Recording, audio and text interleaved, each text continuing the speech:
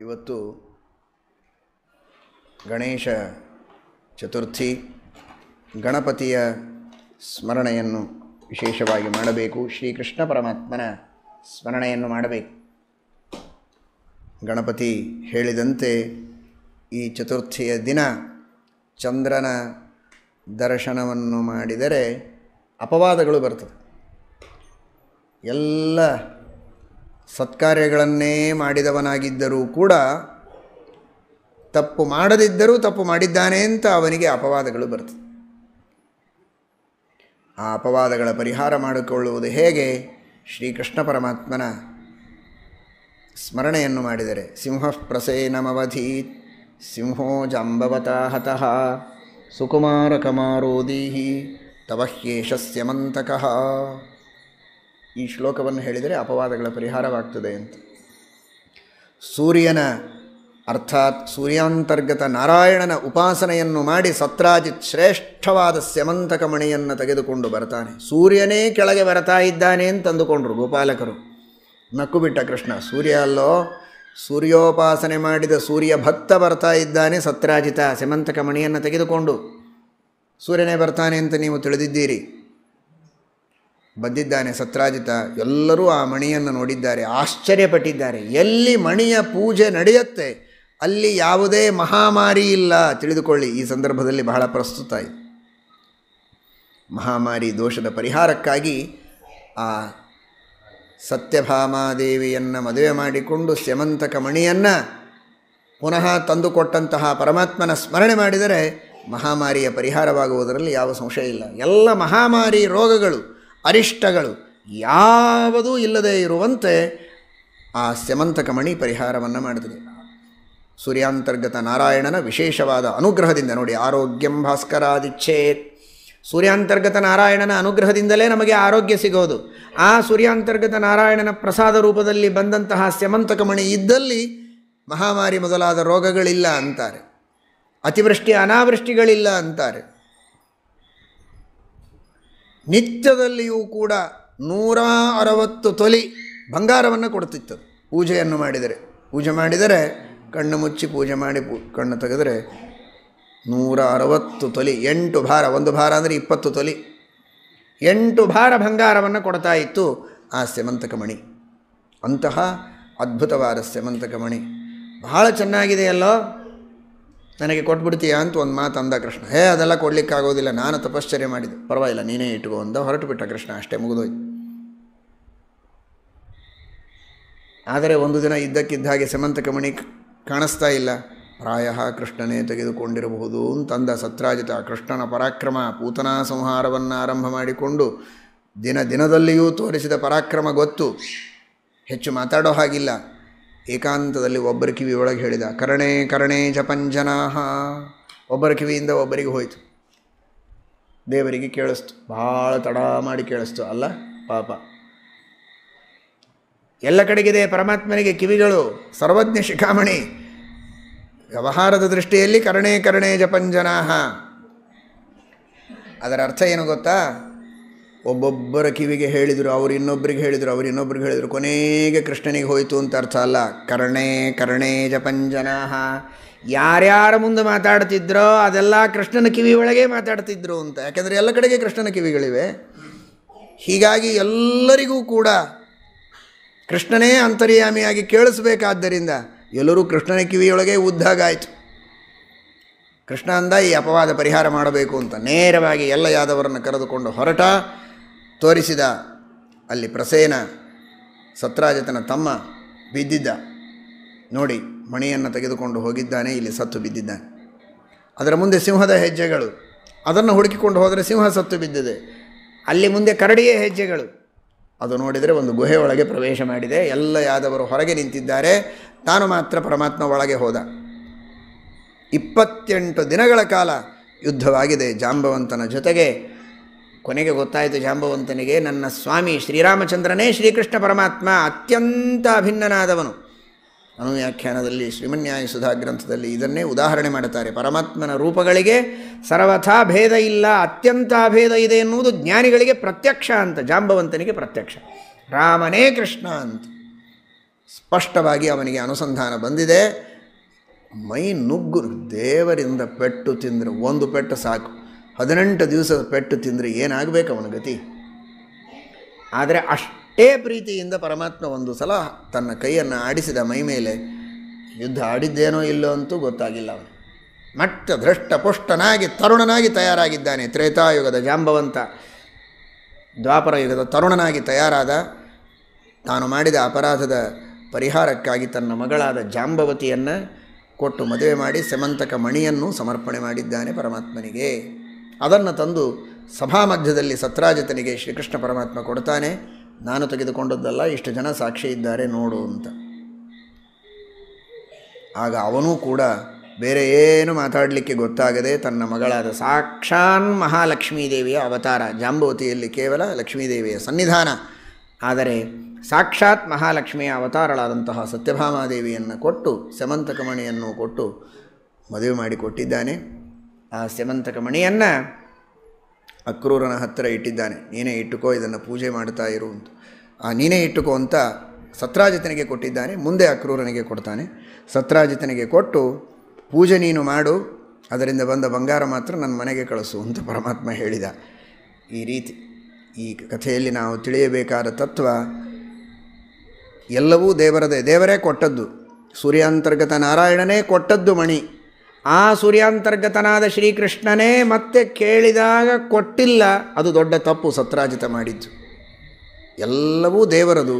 ದೇವರದನ್ನು ದೇವರಿಗೆ ಒಪ್ಪಿಸುವುದಕ್ಕೆ ನಾವೆಂದಿಗೂ ಹಿಂದೆ ಏಟು ಹಾಕಬಾರದು, ಆಲೋಚನೆ ಮಾಡಬಾರದು. ನೋಡಿ, ಮತ್ತೆ ಇನ್ನೊಂದೇನು ತೋರಿಸಿದ ದೇವರು. ತೊಗೊಂಡು ಹೋದ್ನ ತಾನು ಮಣಿ ಇಲ್ಲ, ಮತ್ತೆ ಸತ್ರಾಜಿತನಿಗೆ ಕೊಟ್ಟ. ನಾವು ದೇವರಿಗೆ ನೈವೇದ್ಯ ಸಮರ್ಪಣೆ ಮಾಡಿದರೆ ಅದನ್ನು ಸ್ವೀಕಾರ ಮಾಡೋದು ನಾವೇ. ಸಾರಭಾಗವನ್ನು ಮಾತ್ರ ದೇವರು ಸ್ವೀಕಾರ ಮಾಡುತ್ತಾನೆ, ಮತ್ತು ನಮಗೆ ಕೊಡ್ತಾನೆ. ಅಷ್ಟಕ್ಕೂ ನಾವು ದೇವರಿಗೆ ಸಮರ್ಪಣೆ ಮಾಡೋದಿಲ್ಲ ಅಂತ ಹೇಳಿದರೆ ಅದು ತಪ್ಪು. ಆ ರೀತಿ ಮಾಡಬಾರದು. ಶ್ರೀಮದ್ಭಾಗವತ ಹೇಳುವಂತೆ ಎಲ್ಲವನ್ನೂ ಪರಮಾತ್ಮನಿಗೆ ಸಮರ್ಪಣೆ ಮಾಡಬೇಕು ಅಂತ. ಪರಸ್ಮೈ ಸನ್ನಿವೇದಯೇತಂತೆ. ಯಾವುದು ನಮಗೆ ಇಷ್ಟ, ಬಂಧು ಬಳಗ, ಇಷ್ಟರು, ಮಿತ್ರರು, ಧನ ಧಾನ್ಯ, ಗೃಹ, ಹೊಲ ಮನೆ ಎಲ್ಲವನ್ನೂ ದೇವರಿಗೆ ಸಮರ್ಪಣೆ ಮಾಡಬೇಕು ಅಂತ ಆ ಒಂದು ತತ್ವವನ್ನು ಈ ಕಥೆಯಿಂದ ತಿಳಿಸಿದ್ದಾರೆ. ಇದನ್ನು ಸ್ಮರಣೆ ಮಾಡಿದರೆ ಯಾವ ಅಪವಾದಗಳೂ ಬರೋದಿಲ್ಲ ಅಂತ. ದೇವರಿಗೆ ಬಂದ ಅಪವಾದ ಪರಿಹಾರ ಮಾಡಿಕೊಂಡ ದೇವರು ಸ್ವತಂತ್ರ ಸರ್ವೋತ್ತಮ. ಆ ಸ್ಮರಣೆಯನ್ನು ಮಾಡಿದರೆ ನಮ್ಮ ಅಪವಾದಗಳೆಲ್ಲ ದೂರವಾಗ್ತದೆ. ಸಿಂಹ ಪ್ರಸೇನಮವಧೀತ್ ಸಿಂಹೋ ಜಾಂಬವತಾ ಹತಃ ಸುಕುಮಾರಕಮಾರೋದೀಹಿ ತವಹ್ಯೇಷಸ್ಯ ಮಂತಕಃ. ಪರಮಾತ್ಮ ಎಲ್ಲ ಜೀವರಾಶಿಗಳ 3 ಅವಸ್ಥೆಗಳಿಗೆ ಪ್ರೇರಕನಾಗಿದ್ದಾನೆ. ಜಾಗ್ರದವಸ್ಥೆ, ಸ್ವಪ್ನಾವಸ್ಥೆ, ಸುಷುಪ್ತ್ಯವಸ್ಥೆ. ಜಾಗ್ರದವಸ್ಥೆಗೆ ಪ್ರೇರಕನಾದ ಪರಮಾತ್ಮನಿಗೆ ವಿಶ್ವ ಅಂತಾರೆ. ಸ್ವಪ್ನಾವಸ್ಥೆಗೆ ಪ್ರೇರಕನಾದ ಪರಮಾತ್ಮನಿಗೆ ತೈಜಸ ಅಂತಾರೆ. ಆ ಎರಡೂ ರೂಪಿಯ ಸುಷುಪ್ತ್ಯವಸ್ಥೆಗೆ ಪ್ರೇರಕನಾದವನು ಪ್ರಾಜ್ಞ, ಮೋಕ್ಷಾವಸ್ಥೆಗೆ ಪ್ರೇರಕನಾದವನು ತುರಿಯ ವಾಸುದೇವ. ಆ ಜಾಗ್ರದವಸ್ಥೆಗೆ ಪ್ರೇರಕನಾದ ವಿಶ್ವನಾಮಕ ಪರಮಾತ್ಮನಿದ್ದಾನಲ್ಲ, ಅವನಿಗೆ 19 ಮುಖಗಳು. ಸಪ್ತಾಂಗ 19 ಮುಖ. ಸ್ಥೂಲಭುಗ್ ವೈಶ್ವಾನರ ಪ್ರಥಮ ಪಾದ ಅಂತ ಮಾಂಡೂಕೋಪನಿಷತ್ತು ಹೇಳುತ್ತೆ. ಅವನಿಗೆ 7 ಅಂಗಗಳು, 2 ಕೈ, 4 ಕೈಗಳು, 2 ಕಾಲು, 1 ಸೊಂಡಿಲು. ಈ ರೀತಿ 7 ಅಂಗಗಳು. ವಿಶ್ವ ಹಾಗೂ ತೈಜಸ ಎರಡೂ ಭಗವಂತನ ರೂಪಗಳು ಒಂದೇ ಥರ ಇವೆ. ಮಧ್ಯದಲ್ಲಿ ಗಜಮುಖ, ಈ ಕಡೆಗೆ 9 ಪುರುಷಮುಖ, ಈ ಕಡೆಗೆ 9 ಪುರುಷಮುಖ, ಮಧ್ಯದಲ್ಲಿ ಮಾತ್ರ ಗಜಮುಖ. ಸಪ್ತಾಂಗ 19 ಮುಖ ಪ್ರವಿವಿಕ್ತಭುಕ್ ತೈಜಸ ದ್ವಿತೀಯ ಪಾದ. ಹೀಗೆ ವಿಶ್ವನಾಮಕ ಪರಮಾತ್ಮ ಹಾಗೂ ತೈಜಸನಾಮಕ ಪರಮಾತ್ಮ ಎರಡೂ ಭಗವಂತನ ರೂಪಗಳು ಕೂಡ ಮಧ್ಯದಲ್ಲಿ ಗಜಮುಖ, 2 ಭಾಗಗಳಲ್ಲಿ 9 ಪುರುಷ ಮುಖಗಳು.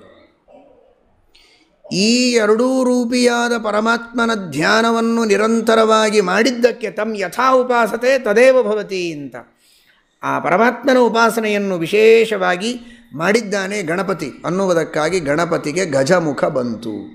ಗಜಮುಖದ ವಿಶ್ವ ತೈಜಸರ ಉಪಾಸನೆಯನ್ನು ನಿರಂತರವಾಗಿ ಮಾಡಿದ್ದಕ್ಕೆ ಗಣಪತಿಗೂ ಗಜಮುಖವನ್ನು ಭಗವಂತ ಕರುಣಿಸಿದ್ದಾನೆ ಎಂಬುದಾಗಿ ಮಾಂಡೂಕೋಪನಿಷತ್ತಿನ ಭಾಷ್ಯದಲ್ಲಿ ಶ್ರೀಮದಾಚಾರ್ಯರು ತಿಳಿಸ್ತಾರೆ. ವಿನಾಯಕಸ್ತು ವಿಶ್ವಸ್ಯ ಧ್ಯಾನಾದೈತ್ ಗಜವಕ್ತ್ರತಾಂ ತಥೈವ ತೈಜಸಧ್ಯಾನಾತ್ ತ್ರಿಧ್ಯಾನಾದ್ ಇಂದ್ರ ಇಂದ್ರತಾಂ ಚತುರ್ಧ್ಯಾನಾಚ್ಚ ರುದ್ರತ್ವಂ ರುದ್ರಃ ಪ್ರಾಪ ಜನಾರ್ದನಾತ್ ಅಂತ ಮಹಾಯೋಗ ಎಂಬ ಗ್ರಂಥದ ಪ್ರಮಾಣವನ್ನು ಕೊಟ್ಟು ಶ್ರೀಮದಾಚಾರ್ಯರು ತಿಳಿಸಿಕೊಡ್ತಾರೆ. ವಿಶ್ವ ತೈಜಸ ಪ್ರಾಜ್ಞ ತುರಿಯ ಎಂಬ 4 ರೂಪಗಳ ಧ್ಯಾನ ಮಾಡಿದ್ದಕ್ಕೆ ರುದ್ರದೇವರಿಗೆ ರುದ್ರ ಪದವಿ ಬಂತು. ವಿಶ್ವ ತೈಜಸ ಪ್ರಾಜ್ಞೆ ಎಂಬ 3 ರೂಪಗಳ ಧ್ಯಾನ ಮಾಡಿದ್ದಕ್ಕೆ ಇಂದ್ರದೇವರು ಇಂದ್ರ ಪದವಿಯನ್ನು ಹೊಂದಿದರು. ವಿಶ್ವ ತೈಜಸ ಎಂಬ 2 ರೂಪಗಳ ಧ್ಯಾನ ಮಾಡಿದ್ದಕ್ಕೆ ಗಣಪತಿಗೆ ಗಜಮುಖ ಬಂತು ಎಂಬುದಾಗಿ ತಿಳಿಸ್ತಾರೆ. ಅಂದರೆ ನೋಡಿ, ಅಂತಹ ವಿಶ್ವನಾಮಕ ಪರಮಾತ್ಮ ಮೊನ್ನೆ ತಿಳಿದಿದ್ದೀರಿ. ವಿಶ್ವ ಅಂದರೆ ಎಲ್ಲರಿಗೆ ಸಂಬಂಧಪಟ್ಟದ್ದು, ಜಾಗ್ರದ ಅವಸ್ಥೆಯ ಪದಾರ್ಥಗಳನ್ನು ಎಲ್ಲರೂ ಕಾಣಬಹುದು. ಅಂತಹ ವಿಶ್ವಕ್ಕೆ ಸಂಬಂಧಪಟ್ಟ ಜಾಗ್ರದ ಅವಸ್ಥೆಯ ಎಲ್ಲ ವಸ್ತುಗಳನ್ನು ನಿಯಮನ ಮಾಡುವ, ತೋರಿಸುವ, ಅದರ ಭೋಗವನ್ನು ಮಾಡಿಸುವ ಸ್ವಾಮಿ ವೈಶ್ವಾನರ ನಾಮಕನಾದಂತಹ ಪರಮಾತ್ಮ. ಅಂತಹ ಪರಮಾತ್ಮನ ಉಪಾಸನೆಯನ್ನು ಮಾಡಿದಂತಹ ಗಣಪತಿ ಗಜಮುಖವನ್ನು ಪಡೆದ, ಎಲ್ಲ ವಿಘ್ನಗಳನ್ನು ಪರಿಹಾರ ಮಾಡುವ ಶಕ್ತಿ ಸಾಮರ್ಥ್ಯಗಳನ್ನು ಪಡೆದುಕೊಂಡ, ಸಾಕ್ಷಾತ್ ವೇದವ್ಯಾಸದೇವರು ಉಪದೇಶ ಮಾಡಿದಾಗ ಸಮಗ್ರವಾದ ಮಹಾಭಾರತದ ಲೇಖನವನ್ನು ಮಾಡಿ ಇವತ್ತು ನಾವೇನು ಹರಿವಂಶದ ಶ್ರವಣ ಮಾಡ್ತೇವೆ, ಮಹಾಭಾರತದ ಅಧ್ಯಯನ ಶ್ರವಣ, ಇಂತಹ ಶ್ರೀಮನ್ ಮಹಾಭಾರತದ ದಿವ್ಯವಾದ ಆ ಗ್ರಂಥವನ್ನು ಬರೆದು ನಮ್ಮ ತನಕ ಮುಟ್ಟಿಸಿದ ಮಹಾನುಭಾವ ಗಣಪತಿ. ಇವತ್ತು ಹಯಗ್ರೀವ ರೂಪಿಯಾದ ಪರಮಾತ್ಮನ ಸ್ಮರಣೆಯನ್ನು ಮಾಡಿದ್ದೀರಿ.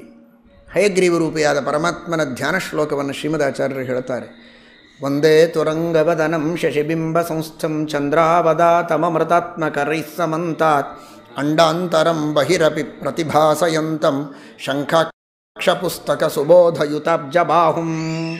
ಹಯಗ್ರೀವ ರೂಪಿಯಾದ ಪರಮಾತ್ಮ ಹೇಗಿದ್ದಾನೆ ಅಂದರೆ ಶಂಖ, ಅಕ್ಷಮಾಲ, ಪುಸ್ತಕ ಹಾಗೂ ಜ್ಞಾನಮುದ್ರೆಯನ್ನು ಧಾರಣೆ ಮಾಡಿದ್ದಾನೆ ಅಂತ ಹೇಳುತ್ತಾರೆ.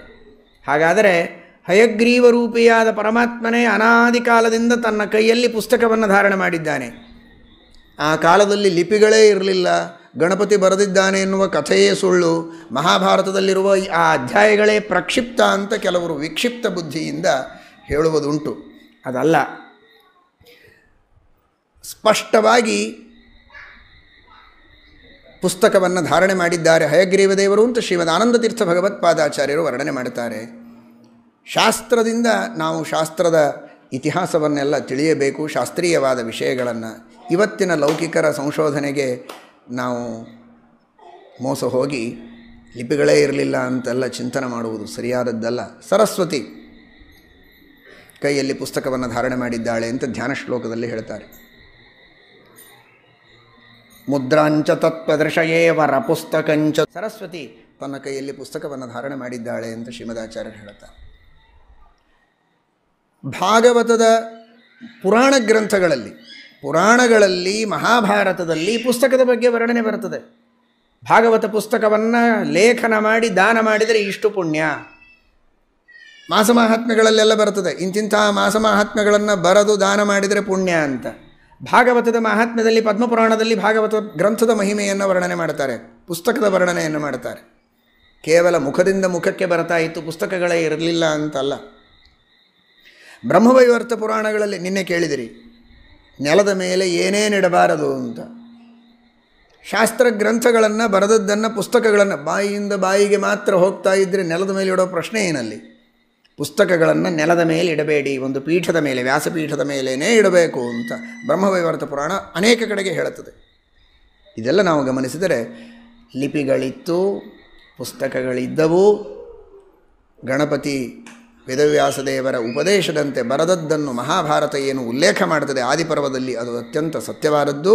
ಅಂತಹ ಪರಮೋಪಕಾರ ಮಾಡಿದಂತಹ ಗಣಪತಿ ಆ ಮಹಾಭಾರತದ ಲೇಖನವನ್ನು ಮಾಡಿ ಶುದ್ಧವಾದ ಜ್ಞಾನದ ಪರಂಪರೆ ನಮ್ಮ ತನಕ ಬರುವಂತೆ ಮಾಡಿದ್ದಾನೆ ಅನ್ನುವ ಈ ಒಂದು ಚಿಂತನವನ್ನು ಮಾಡುವುದಕ್ಕೆ ಇವತ್ತಿನ ಕೆಲವು ವಿಕೃತ ಚಿಂತನೆಗಳಿಂದೇನು ವಿಘ್ನಗಳು ಬರ್ತಾ ಇದೆ, ಆ ವಿಘ್ನಗಳನ್ನು ಆ ಗಣಪತಿಯೇ ಪರಿಹಾರ ಮಾಡಿ ಆ ಶುದ್ಧವಾದ ಚಿಂತನೆಯನ್ನು ನಮ್ಮೆಲ್ಲರಿಗೆ ನೀಡಿ ಅನುಗ್ರಹವನ್ನು ಮಾಡಲಿ ಅಂತ ಗಣಪತಿಯಲ್ಲಿ ಪ್ರಾರ್ಥನೆಯನ್ನು ಮಾಡೋಣ.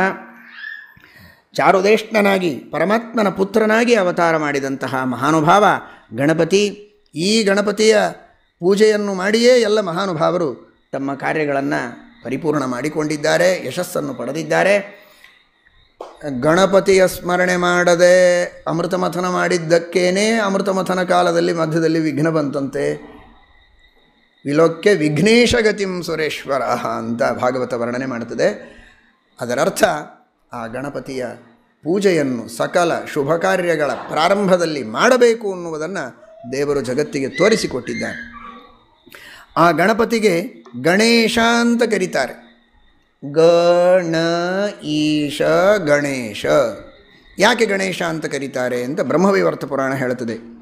ಜ್ಞಾನಾರ್ಥವಾಚಕೋ ಗಶ್ಚ ನಶ್ಚ ನಿರ್ವಾಣವಾಚಕ ತಯೋರೀಶಂ ಪರಂ ಬ್ರಹ್ಮ ಗಣೇಶಂ ಪ್ರಣಮಾಮ್ಯಹಂ. ಗಮಲ್ರ ಗತವು ಏ ಗತ್ಯರ್ಥ ತೇ ಜ್ಞಾನಾರ್ಥ ಅಂತ. ಅಂದರೆ ಜ್ಞಾನ. ನಶ್ಚ ನಿರ್ವೃತಿವಾಚಕ ಅಂತ ಪ್ರಸಿದ್ಧಿ. ಅಂದರೆ ಸುಖ. ಅಂದರೆ ಸುಖ. ಅಂದರೆ ಜ್ಞಾನ. ಅಂದರೆ ಸುಖ. ಉತ್ತಮವಾದ ಶಾಸ್ತ್ರಗಳ ಜ್ಞಾನವನ್ನು ಕೊಟ್ಟು ಆ ಜ್ಞಾನದಿಂದ ಮುಂದೆ ಆನಂದವನ್ನು, ಮೋಕ್ಷದ ಸುಖವನ್ನು ನಾವು ಪಡೆಯುವಂತೆ ನಮಗೆ ದಾರಿ ತೋರಿಸುವಂತಹ ಸ್ವಾಮಿ. ಅದಕ್ಕೆ ಈಶ. ಆದ್ದರಿಂದ ಗಣ ಈಶ ಗಣೇಶ ಎಂಬುದಾಗಿ ನಮ್ಮೆಲ್ಲರ ಇಂದ್ರಿಯ ಗಣಗಳಿಗೂ ಈಶನಾಗಿ ಅವುಗಳಿಂದ ಸತ್ಕಾರ್ಯ ಮಾಡುವುದಕ್ಕೆ ಬಂದ ವಿಘ್ನಗಳನ್ನು ಪರಿಹಾರ ಮಾಡ್ತಾನೆ ಗಣೇಶ ಅಂತ ಹಾಗೂ ಇಟ್ಟುಕೊಳ್ಬೋದು. ಆದರೆ ಬ್ರಹ್ಮವೈವರ್ತ ಹೇಳುತ್ತದೆ ಈ ಕಾರಣಕ್ಕಾಗಿ ಗಣೇಶ ಅಂತ. ಏಕದಂತ ಅಂತ ಕರೀತಾರೆ. ಒಂದು ಹಲ್ಲಿದೆ ಅಂತ ಒಂದು ಅರ್ಥ.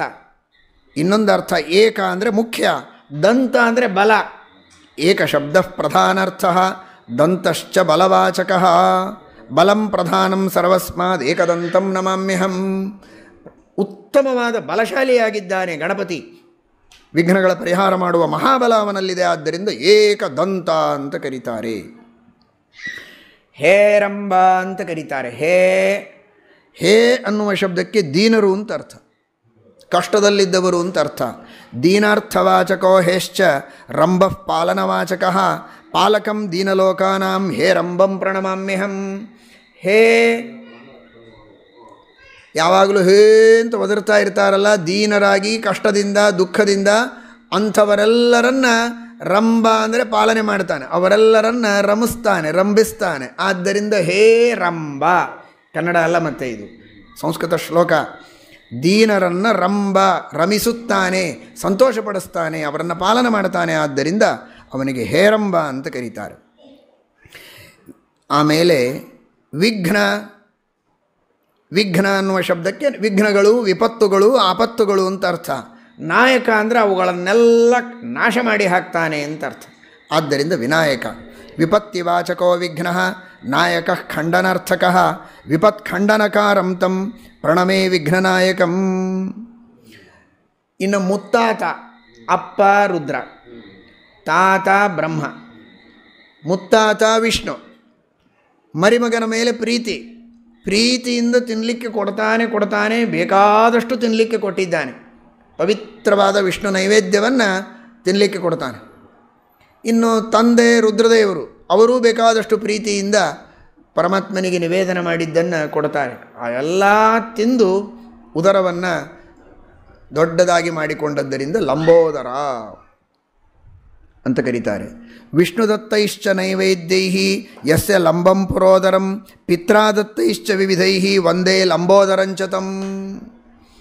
ನೋಡಿ, ಅದೂ ಇದು ತಿಂದು ಉದರ ಮಾಡಿದ್ದಲ್ಲ, ಪವಿತ್ರವಾದಂತಹ ರುದ್ರದೇವರು ತಾವು ಪರಮಾತ್ಮನಿಗೆ ನೈವೇದ್ಯ ಮಾಡಿದ್ದನ್ನು, ವಿಷ್ಣು ತಾನೇ ಅವನಿನ್ನೇನು ನೈವೇದ್ಯ ಮಾಡೋದು, ಅವನ ಕೈಯಿಂದಲೇ ಎತ್ತಿ ಕೊಟ್ಟದ್ದನ್ನು ಸ್ವೀಕಾರ ಮಾಡಿದ್ದಾನೆ ಗಣಪತಿ. ಆದ್ದರಿಂದ ಅವನಿಗೆ ಲಂಬೋದರ.